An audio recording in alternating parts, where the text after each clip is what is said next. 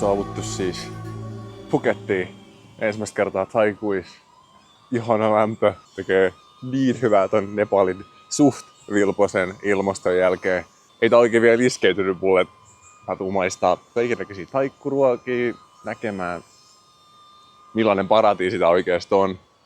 Mä oon tässä vajaan viikon tapaamassa mun iskö ja pikkusisko Edlaa ja sit matka jatkuu taas salaisuus numero 3, mut ei huolehdita siitä vielä. Otetaan eka vähän ajatusta siitä, onko Phuket vörtti vuonna 2025 tai 6, no nyt on 26, kun mä tämän videon editoin. Ja vastaus siihen löytyy tästä videosta.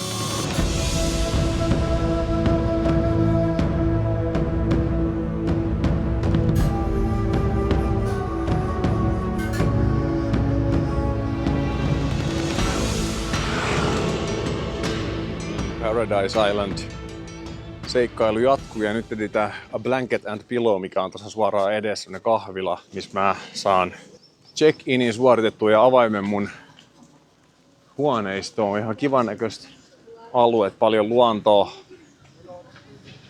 ja paljon vehreyttä.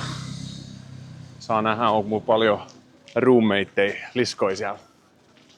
Tässä on meikäläisen tiilitalo seuraavat 3 päivällä. Se tuli tämmöisen mörssärin mukaan.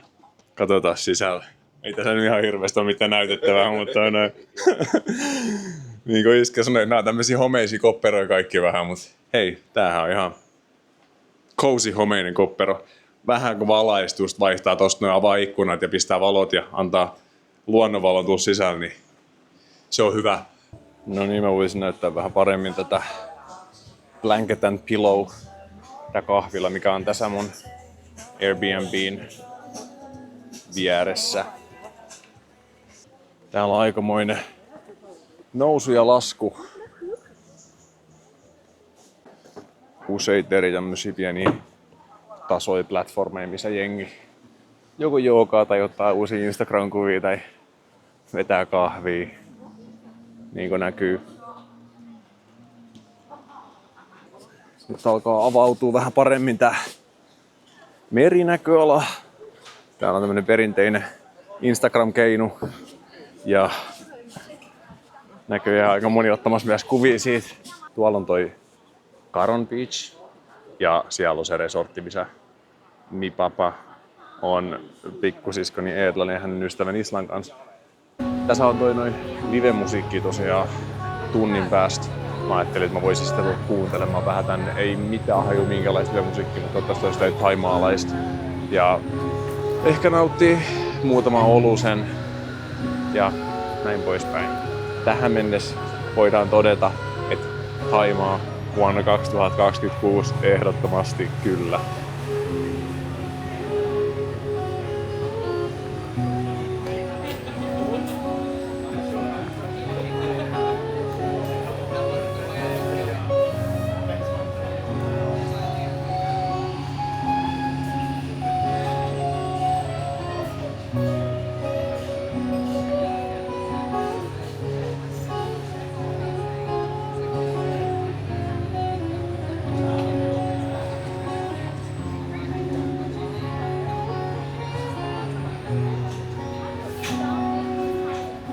Juu, pakko myöntää, että ei tää kämppä nyt mikään häppönen oo siis.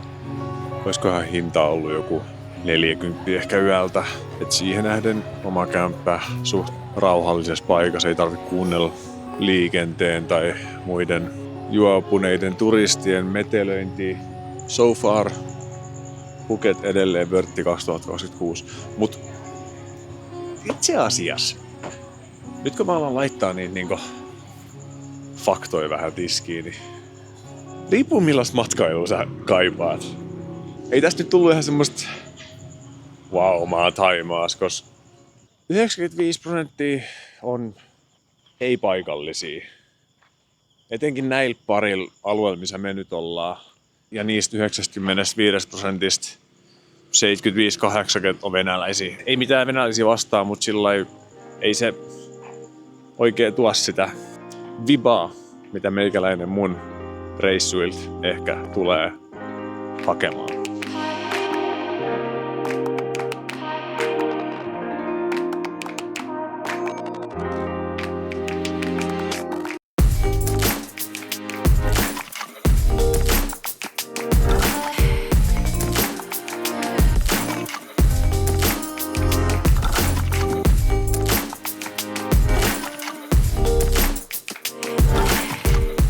Ja eilisiin kommentteihin vielä lisäyksen, että kyllähän sen nyt kaikki tietää, minä mukaan lukien, että Phuket ei välttämättä ole se autenttisin Thaimaa, joten osa syystä otetaan toki niskoille, mutta jep.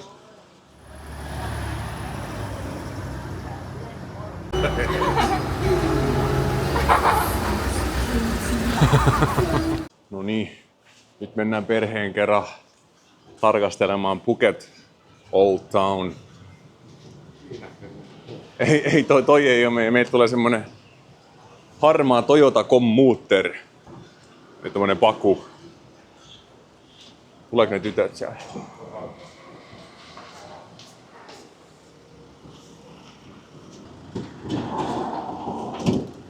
Nohkapenkit tästä ei hikoile liikaa.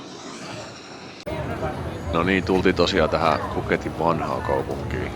Saa nähdä, löytyy mitään muuta mielenkiintoista, vähän elefanttivaatteita ja sen semmoista turistien suunnattua. Pari tämmöistä katua, missä on vähän enemmän kojuja. Aika pieni paikka. Täällä on kalleempaa meidän puolesta. Ihan huomaa niin ihan selkeästi. Kattos hierontojakin tossa, niin ne oli kalja se kuva. Täällä oli ihan paljon kalleempaa. Mä halusin vaan kameraa sen, että miten me ollaan peritty iskältä. Tällainen niin ennakkoperintönä on tää. Sitä, että aina kun me ollaan jossain missä hikoo, niin perse hikoo ennen. Aina... Se on tullut iskältä. Heinoilla on perseen märkä, niin on. Siinä oli hieno puku.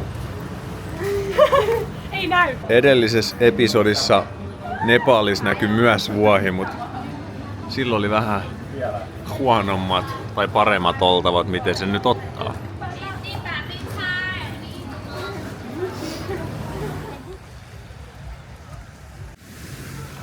Hienon näköinen biitsi. Tuolla näkyy noi punaiset valot. Siellä on se meikäläisen mestan kahvila.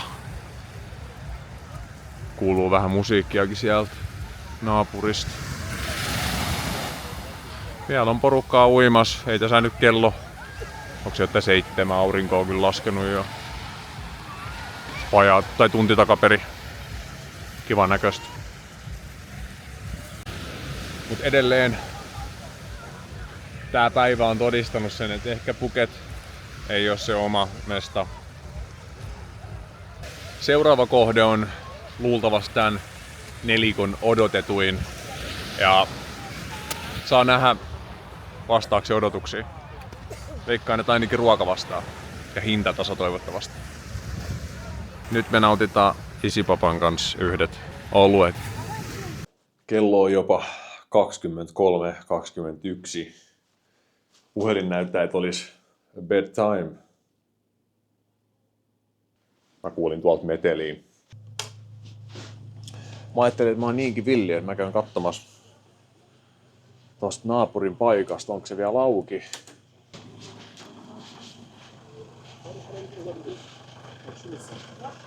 Still open? Closed? Oh.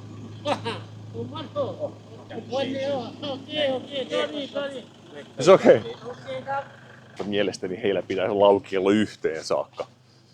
Mut ilmeisesti olen väärässä, joten menemme takaisin siis pimeään kolkkaan. Okei, mä päätin nyt kun ne lähti tästä näin, niin ottaa kuitenkin se stanssi, että mä menen tsekkaamaan. Koska tuossa on kuitenkin punainen nuoli, minkä alla lukee open.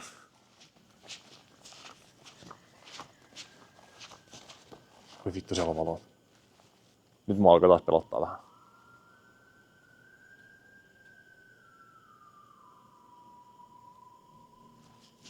Hetkinen.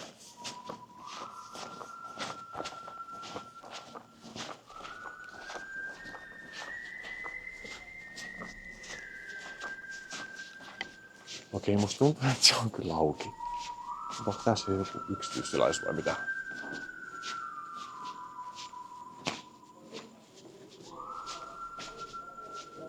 Varmaan kehittää toi joku dramaattinen stoppi.